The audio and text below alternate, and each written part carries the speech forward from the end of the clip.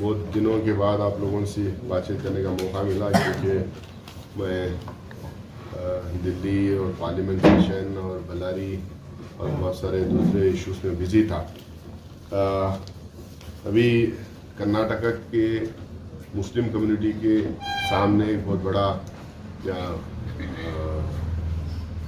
मुद्दा है। चुनाव के टाइम पे कर्नाटका की भारतीय जनता पार्टी सरकार, बीजेपी की जो सरकार है, बोम्मई गवर्नमेंट जिसको हम लोग कहते हैं, अचानक चुनाव के डेट्स ऐलान होने के 2-3 दिन पहले जो 2B का जो रिजर्वेशन था, यानी कि 4% जो एक्सक्लूसिवली जो मुसलमानों को जो रिजर्वेशन दिया जाता था, वो रिजर्वेशन को अचानक स्क्रैप किए। एक चीज सरकार को भी समझ में आना चाहिए, और सरकार को जो लोग गाइड करते हैं उनको भी समझ में आना चाहिए। किसी भी स्टेट में यानी नेशनल लेवल पे कोई रिजर्वेशन किसी को दिया जाता है और निकाला जाता है, निकालने का तो 1947 से अब तक लेको कोई ऐसा मुझे नहीं लगता है कि स्टेट है यानी कहीं ऐसा हम लोगों ने हिंदुस्तान के रिजर्वेशन स्ट्रक्चर में हो या किसी के स्टेट के रिजर्वेशन के स्ट्रक्चर में हो, किसी का रिजर्वेशन स्क्रैप करने का या वापस लेने का डिसीजन आज तक कहीं मुझे तो कम से कम मालूम नहीं है, या नहीं तो मैं कहीं इसको पढ़ा भी नहीं। नंबर 2, ये भी उनको समझ में आना चाहिए कि रिजर्वेशन हमेशा जब दिया जाता है कोई ना कोई रिपोर्ट के आधार पे जो है, रिपोर्ट के बेस बना के रिजर्वेशन दिया जाता है।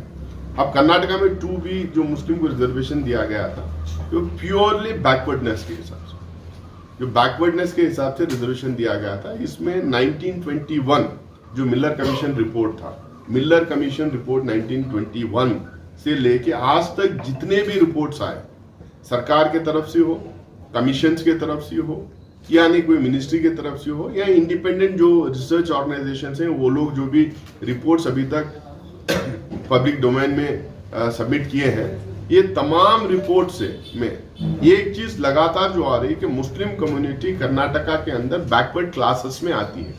हम यहाँ कास्ट की नहीं बात कर रहे हैं, हम क्लासेस की बात कर रहे हैं। क्लास का मतलब होता है पूरी कम्युनिटी होती है, कोई एक कास्ट नहीं होती। तो 1921 मिलर कमीशन रिपोर्ट से लेके अब तक जितने भी नंजेगौड़ा रिपोर्ट आए, रहमान खान साहब अपने जब कमीशन के चेयरमैन, माइनॉरिटीज कमीशन के चेयरमैन थे, जब उन्होंने एक रिपोर्ट दर्ज की, और बहुत सारे रिपोर्ट्स आए, हर रिपोर्ट में जो है मुस्लिम कम्युनिटी बैकवर्ड क्लासेस में आती है, बैकवर्ड एक कम्युनिटी है करके लगातार हर रिपोर्ट में आया। बहुत सारे जजमेंट्स हैं, हमारे हाई कोर्ट के भी जजमेंट है, सुप्रीम कोर्ट के जजमेंट है। फेमस जजमेंट जो इंदिरा साहनी का जो जजमेंट है, उसमें भी ये बोलते हैं कि मुस्लिम कम्युनिटी बैकवर्ड कम्युनिटी है, सोशली बैकवर्ड है, एजुकेशनली बैकवर्ड है, इकोनॉमिकली बैकवर्ड है करके वो जजमेंट में आया है। ऐसे में बहुत सारे जजमेंट के कॉपीज यानी तो जजमेंट के नाम या रिपोर्ट्स के नाम दे सकता हूँ, जिसमें मुस्लिम कम्युनिटी को बैकवर्ड कम्युनिटी करार दिया गया। उसको बेस बना के, उसके आधार पे जो है कर्नाटका में 4% रिजर्वेशन यानी कि 2B रिजर्वेशन दिया गया था। ये रिजर्वेशन एक्सक्लूसिवली क्यों दिया गया था? क्योंकि जब रिजर्वेशन दिया जा रहा था उसमें कम्युनिटी को लेके डिस्क्रिमिनेशन होने की खदशा थी। अब जनरल में सारे लोग आ जाते हैं, लेकिन उसमें मुस्लिम्स बहुत सारे लोग अच्छा एंट्रेंस एग्जामिनेशन में है या वाइवा में हो, अच्छा करने के बावजूद भी, अच्छा फेयर करने के बावजूद भी, अच्छा लिखने के बावजूद भी, अच्छे मार्क्स निकालने के बावजूद भी इंटरव्यू में उनका होता नहीं था। तो इसीलिए वहां पे भी डिस्क्रिमिनेशन होता करके बोलकर सेपरेट मुसलमानों को रिजर्वेशन दिया गया। तब ये सरकार का आर्गुमेंट क्या है? सरकार का आर्गुमेंट ये है कि बीजेपी सरकार चाहे सेंटर में और स्टेट में ये आर्ग्यू कर रही है कि रिलीजन के बेस के ऊपर, कम्युनिटी के बेस के ऊपर रिजर्वेशन नहीं दिए जाते। तो मैं इनको पूछना चाहता हूं, तो जैन कम्युनिटी तो हिंदू कम्युनिटी है ही नहीं, जैन कम्युनिटी कोई कास्ट नहीं है, बुद्धिस्ट कोई कास्ट नहीं है, जैन्स भी एक कम्युनिटी है, एक सेपरेट रिलीजन है, बुद्धिज्म एक सेपरेट रिलीजन है। बहुत सारे कन्वर्टेड क्रिश्चियंस को भी जो है देने की आजकल बात हो रही है। हम किसी कम्युनिटी के खिलाफ नहीं, माइनॉरिटीज में जैन्स भी आते हैं, माइनॉरिटीज में बुद्धिस्ट भी आते हैं, आप उनको रिजर्वेशन दिए, वो तो कास्ट तो नहीं, वो बैकवर्ड है, बैकवर्ड क्लासेस में आते हैं करके बोल के उनको रिजर्वेशन दिए। तो जब जैन्स को और बुद्धिस्ट को देते हैं तो मुसलमानों के मुसलमान जो 1921 के रिपोर्ट से लेके आज तक हर रिपोर्ट में जिनको बैकवर्ड बोला गया है, बैकवर्ड क्लासेस में शामिल किया गया है, तो उनको रिजर्वेशन क्यों स्क्रैप कर रहे हैं। और 4 साल से बीजेपी की गवर्नमेंट कर्नाटका में है, 4 साल से इसके ऊपर कोई डिसीजन नहीं, कोई जजमेंट नहीं, कोई पिटीशन नहीं, कोई स्टडी नहीं। आज क्यों ये डिसीजन लिया गया है टू बी रिजर्वेशन स्क्रैप करने का? सिंपल रीजन है, इलेक्शन है। इलेक्शन में ये गवर्नमेंट 40% कमीशन सरकार करके एस्टैब्लिश हो चुकी है। ये कांग्रेस पार्टी नहीं कह रही है, ये contractors association, transport contractors association जो है बाहर निकल के बोला है, प्रेस कॉन्फ्रेंसेस किया है, प्राइम मिनिस्टर को, प्रेसिडेंट को, गवर्नर को, चीफ मिनिस्टर को, सबको चिट्ठियां लिखे भाई ये 40% जो है कमीशन मांग रहे हैं, 40% कमीशन खा रहे हैं। इसके बाद में इनका एक वर्कर, इनका एक जो कार्यकर्ता था पाटिल करके बोल के, वो अपने सुसाइड नोट में लिख के कि उसको कमीशन पूछा जा रहा था करके सुसाइड नोट में लिख के वो सुसाइड कर लेता है। इनके एक मिनिस्टर ईश्वरप्पा को रिजाइन करना पड़ता है। अर्बन डेवलपमेंट अथॉरिटी में 25-30% मांग रहे करके वहां के एम्प्लॉइज बाहर निकल के बोलते हैं। स्कूल्स एसोसिएशन ऑफ कर्नाटका कह रहे हैं कि भाई जितने हमें ग्रांट्स देते हैं उसमें 30-35% उसमें कमीशन मांग रहे हैं। जो स्वामीस हैं, जो मटास को जो देते हैं, मटास को जो देते हैं, वो मटा को जो ग्रांट देते हैं उसमें 30% मांग रहे करके सारे स्वामीस बाहर निकल के आके प्रेस कॉन्फ्रेंस करते हैं। वक्फ में, वक्फ का जो ग्रांट आता है उसमें पहली बार जब से वक्फ बोर्ड बनाए पहली बार ये देखने को मिला है कि 25%, 30%, 35% तक का जो है उसमें कमीशन लिया गया है। और वही उन्हीं इदारों को, उन्हीं डिस्ट्रिक्ट को ग्रांट मिला है जहां पे पैसे जो है पहले ही पहुंचाया गया था। तो ये कमीशन सरकार, एक करप्ट सरकार करके एस्टैब्लिश हो गया था। तो एक जैसे जैसे एस्टैब्लिश होना शुरू किए, ये लोग हिजाब का मामला लेके आए, हिजाब को लेके पोलराइज करने की कोशिश की। जब भी हम लोग यही कर रहे थे, पॉलिटिकली इसको इस्तेमाल कर रहे हैं। इनका इंटेंशन जो है हिजाब को लेके या नहीं तो सैफरन कलर के शाल डालने के लिए नहीं, इनका इंटेंशन पोलराइज करना है, इसको पोलिटिसाइज करना है। हिजाब का जब दब गया मामला, अजान वाला मामला लेके, अजान वाला मामला जब दब गया, हलाल वाला मामला लेके कि हलाल कट और ये कट और वो कट करके, उसके बाद जब ये यात्रा लगता था, उरुस लगते थे, वहां पे मुसलमान शॉप्स ने दुकान नहीं लगा सकते, हिंदू दुकान नहीं लगा सकते करके बोल के ये लेके आए। ये लगातार एक के बाद एक जो डिवाइसिव, मतलब जो बांटने वाले जो मुद्दे थे वो लेके आके हिंदू मुसलमान करने की कोशिश की। जो इमोशनल मुद्दे थे वो मुद्दे लेके आके हिंदू मुसलमान करने की कोशिश की। कोविड के टाइम पे मैं आप तमाम लोगों को याद दिलाना चाहता हूं, तबलीगी जमात वाला मामला दिल्ली में कुछ हुआ, जो भी उसमें कुछ एक्चुअली दम नहीं था, बाद में हाईकोर्ट क्लीन चिट उनको दी, उसका लेके आके यहाँ बहुत सारे खरियों में जो हमारे मसाजिद थे, जो दरगाहें थे, वहां पे ले जाके हंगामा करने की कोशिश की है लोग। मतलब हर वो मुद्दा जो समाज में दरार डाल सकता है, हर वो मुद्दा जो समाज में बांटने का काम कर सकता है, वो मुद्दे को आगे लाने की कोशिश की।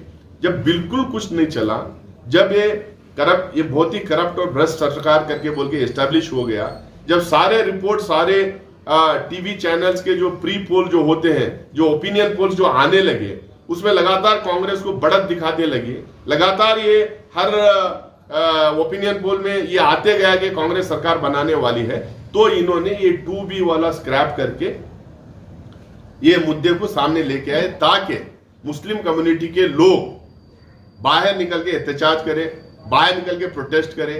CA NRC के टाइम पे जिस तरह के प्रोटेस्ट हो उस तरह के प्रोटेस्ट है, और यही लोग बदमाशी करें। जिस तरह से हावड़ा कलकत्ता में जो बदमाशी हुआ, रामनवमी वाला जो प्रोसेशन जा रहा था, इन्हीं के लोग पत्थरबाजी करेंगे, फिर झगड़े होंगे, गोली बारूद चलेगी, लाठीचार्ज होगी, उसके बाद जो है हिंदू मुसलमान करके चुनाव जीतेंगे।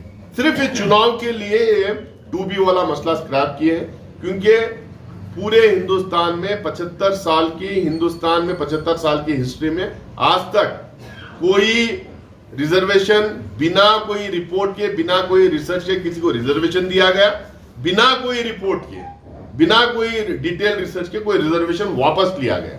ये बिना किसी रिपोर्ट के, बिना कोई रिसर्च के, बिना कोई स्टडी के, बिना कोई कमीशन की रिपोर्ट के इन्होंने ये स्क्रैप किया है। ये कोर्ट में टिकेगा नहीं, इसीलिए इन्होंने जस्ट, अब कोर्ट में कुछ लोग गए, अब कोर्ट में जब कुछ लोग गए तो सीधा उठा के मई 14 का डेट दिया गया। क्यों दिया गया मई 14 का डेट? क्यों उसको स्टे नहीं दिया गया? क्यों इस तरीके से उसको आगे बढ़ाने का काम? एकदम साफ है, चुनाव तक ये मुद्दा गर्म रहना चाहिए, जिंदा रहना चाहिए। उनको पता है कि कोर्ट में, चाहे हाई कोर्ट या सेंट्रल हाई कोर्ट या सुप्रीम कोर्ट हो, कोर्ट में ये जो इन्होंने स्क्रैप किया गया है ये टिकेगा नहीं। सीधा सीधा 2B वापस रिवाइव होगा। 4% रिजर्वेशन मुसलमानों को जो दिया गया था अलग से, वो रिवाइव होगा।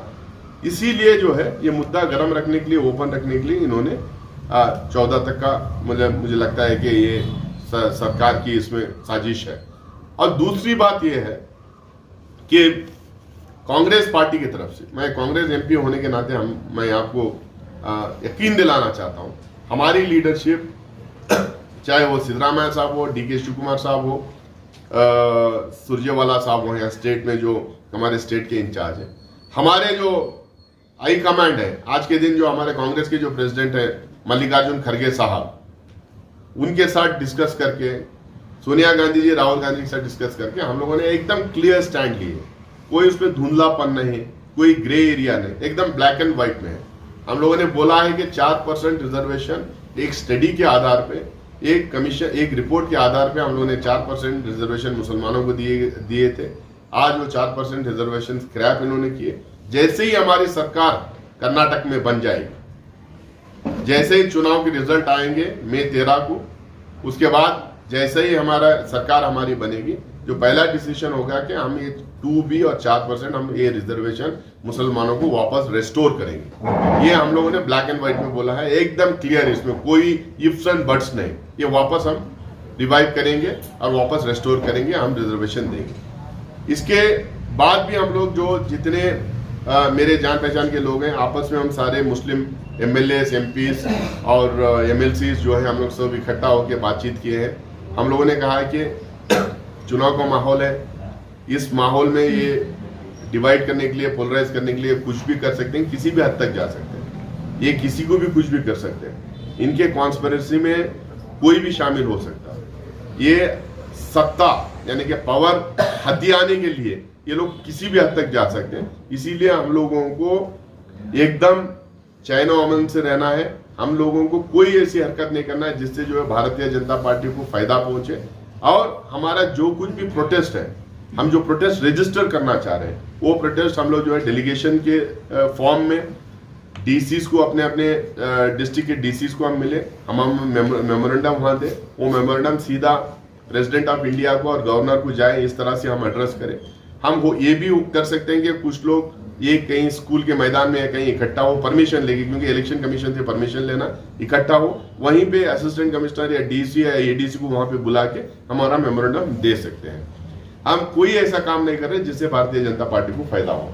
लेकिन फिर से एक बार मैं ये कहना चाहता हूं कि ये प्योरली इलीगल है। जो 2B का रिजर्वेशन इन्होंने स्क्रैप किया है, ये प्योरली इलीगल है। मैं बहुत सारे नेशनल टेलीविजन चैनल्स पे बोल चुका हूँ कि इसमें कोई लॉजिक नहीं, कोई स्टडी नहीं, कोई कमीशन रिपोर्ट नहीं, कोई रिसर्च रिपोर्ट नहीं, कुछ भी नहीं है। ये प्योरली इलीगल और पॉलिटिकल ये डिसीजन है, समाज में डिवीजन क्रिएट करने के लिए। किसको आप दे रहे हैं रिजर्वेशन, हमें उससे कोई कंप्लेंट नहीं। आप किसी भी कम्युनिटी के लोगों को रिजर्वेशन दें, हमें कोई कंप्लेंट नहीं। किसी भी कास्ट के लोगों को आप रिजर्वेशन दें, हमें कोई उसमें कंप्लेंट नहीं। हमारा जो रिजर्वेशन, जो एक कमीशन के और कोर्ट के जजमेंट्स के आधार पे हम लोग को दिया गया था, वो वापस रेस्टोर करें। बल्कि हम ये भी करेंगे कि वो 4% कम है, हम लोग को बढ़ा के कम से कम 6-7% हम लोग को रिजर्वेशन देना चाहिए। हमारा एजुकेशनल बैकवर्डनेस और इकोनॉमिक बैकवर्डनेस देखते हुए हम लोग को बढ़ा के ही देना चाहिए। इसको हम जो है आने वाले दिनों में डिमांड रखेंगे। आप तमाम लोग जो हमारे कायदीन हैं, जो हमारे उलमा इकराम हैं, जो जिनसे हम सब बातचीत करके इस नतीजे पे पहुंचे हैं, इनकी बात आप सुने और आने वाले दिनों में जो भी प्रोटेस्ट करना है, जो भी मेमोरेंडम देना है, बहुत ही पीसफुल तरीके से वो दें और हम तमाम लोग आपके साथ खड़े हुए हैं। फिर से एक बार मैं कांग्रेस के एमपी होने के नाते में आप लोगों को यकीन दिलाना चाहता हूं, मेरी पार्टी पूरी तरीके से इससे कमिटेड है और जैसे ही चुनाव का रिजल्ट आएगा, हमारी सरकार बनेगी, इसको हम रेस्टोर करने का काम करेंगे। बहुत बहुत शुक्रिया। सर, लीगली कार्रवाई रिजर्वेशन का ऐलान हुआ है, बहुत दिन हुआ है सर, लीगली कार्रवाई कहाँ तक चल रही है? देखिए, इसमें लीगली अलग अलग लोग कर रहे हैं। हमारी पार्टी के तरफ से भी आला कमान लीगली इस चीज़ को बात की है, कुछ लोगों से सेंटर में बात की है। हम चाहते हैं, मैं अगर आप मुझे पूछे तो मैं चाहूँगा कि उसके लिए पॉलिटिकल डिसीजन इसको मिले। लीगली भी इसका फायदा हो सकता है, लेकिन कुछ केसेस में जैसा हिजाब में हम लोगों ने देखा है, लीगली जो है कुछ भी हो सकता है, कुछ भी लीगली हो सकता है। इसीलिए मैं ये चाह रहा हूँ, क्योंकि चुनाव का टाइम है, 1 महीने 1.25 महीने की बात और है। जैसे ही वो हो जाए, इंशाल्लाह मुझे पूरी उम्मीद है कि कांग्रेस की सरकार बनेगी। जैसे सरकार बनेगी तो उसको रेस्टोर कर देंगे। लीगली भी कुछ लोगों का आर्ग्यूमेंट ये है कि ऐसा भी नहीं होना चाहिए कि खुदा चुनाव का मामला है, कहीं कुछ गड़बड़ हो जाए, ऐसे टाइम पे कल कोर्ट ये ना बोले कि इतने दिन आपके पास टाइम था, आप लोगों ने पूछा नहीं करके। इसलिए कुछ लोग जो है पिटीशन भी फाइल करके, यहाँ भी फाइल किए, वहां पे भी फाइल किए हैं। लीगली और पॉलिटिकली दो भी लड़ी इसको चलते हैं। आपकी तरफ से जो रिएक्शन आया है, काफी लेट से आया है, काफी लोग नहीं, मैं नेशनल टेलीविजन, क्योंकि मैं था नहीं, पार्लियामेंट का सेशन चल रहा है, आप लोगों से मेरी बातचीत नहीं हो पाई, लेकिन मैं दिल्ली में जब सेशन चल रहा था, बहुत सारे टेलीविजन चैनल्स पे डिबेट पे भी मैं गया था, बाइट्स भी मैं दिया हूँ, और मैं जो भी हमारे वहाँ नेशनल टेलीविजन चैनल्स के एंकर्स, ये जो करस्पॉन्डेंट्स थे, उनके वो सब बाइट्स भी लिए हैं, इवन न्यूज़पेपर में भी आया। मैं एकदम साफ किया था कि जो है, जो अभी मैंने बोला है, ये सारी बात मैंने पहले भी बोल चुका हूँ। अब क्योंकि आज सैटरडे संडे यहाँ छुट्टी थी, तो मैं बेंगलुरु आया था, तो मुझे लगा कि आप लोगों से भी बातचीत करना है। लेकिन रिएक्शन मेरा जो है सिर्फ ये वाले मुद्दे पे नहीं, कोई भी मुद्दा हमारी कम्युनिटी से रिलेटेड हो, इवन जनरल भी ऐसे भी जो मुद्दे हैं, तो मेरा तो कुछ सेकेंड्स और कुछ मिनट्स में आ जाता है। क्योंकि दिल्ली में तो जब मैं जहाँ पर रहता हूँ, तो हर दिन सारे आपके जर्नलिस्ट फ्रेंड हर सुबह शाम में मिलते रहते हैं, तो इमीडिएटली वो लेते हैं, तो मैं इमीडिएटली दे देता हूँ। कर्नाटक में नई बहस भी छिड़ी है कि रिजर्वेशन दिया किसने था, जेडीएस या कांग्रेस? देखिए, अब स्टडी हुई थी, रिपोर्ट्स हुए थे, रहमान खान साहब अपना रिपोर्ट दिए थे। उस टाइम की सरकार, जेडीएस के टाइम पे भी कुछ लोगों ने मेहनत करने की कोशिश की थी, लेकिन हमारी सरकार उसको उस रिजर्वेशन को मुकम्मल की थी और दी थी। अब आज जो मौजूदा जो हालात है, 20 साल पहले सियासी हालत देश में और सियासी हालत स्टेट में जो थी वो अलग थी। आज सियासी हालत 2014 के पहले जो हिंदुस्तान था, 2014 के बाद जो हिंदुस्तान होते जा रहा है, इसमें भी बहुत फर्क है। तो कौन दिया था, क्या दिया था, कैसा करे थे, मैं उसमें ज्यादा नहीं जाना चाहूँगा। मैं ये कह रहा हूँ कि किसी भी देश की पार्लियामेंट्री डेमोक्रेसी में एक प्रोसेस होता है। 5 साल पहले जो डिसीजन लिए जाते हैं या 10 साल पहले जो डिसीजन लिए जाते हैं, 10 साल के बाद उससे बेहतर डिसीजन लिए जाते हैं, उसके खराब डिसीजन नहीं लिए जाते। जो जब रिजर्वेशन दिया गया था उसका फायदा हुआ था। आप तमाम सोशल मीडिया उस पर देखे होंगे, कितने इंजीनियरिंग सीट्स, कितने मेडिकल सीट्स, कितने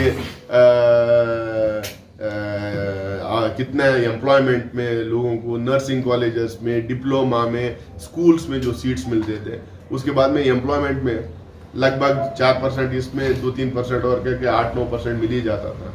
मैं खुद भी KPSC मैं भी लेक्चरर अपॉइंट हुआ था इसके थ्रू।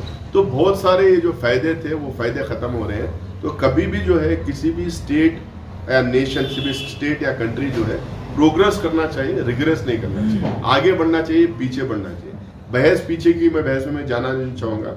आज मसला ये हमारे सामने बहुत बड़ा सवाल है, ये रोजी रोटी का सवाल है। और बहुत सारे लोगों को, अब मैं ये मानता हूँ कि समाज में इज्जत आदमी के इल्म के वजह से और कैरेक्टर की वजह से मिलती है, और आदमी की सीरत और कैरेक्टर जो हम कहते हैं वो इल्म के वजह से होता है। हमें इल्म बहुत सारे लोगों को जो मिल रहा था एक डूबी की वजह से, उससे हम दूर हो जाए, तो वो लड़ाई हमारी लड़ाई है, उसके लिए हम लोग को लड़ाई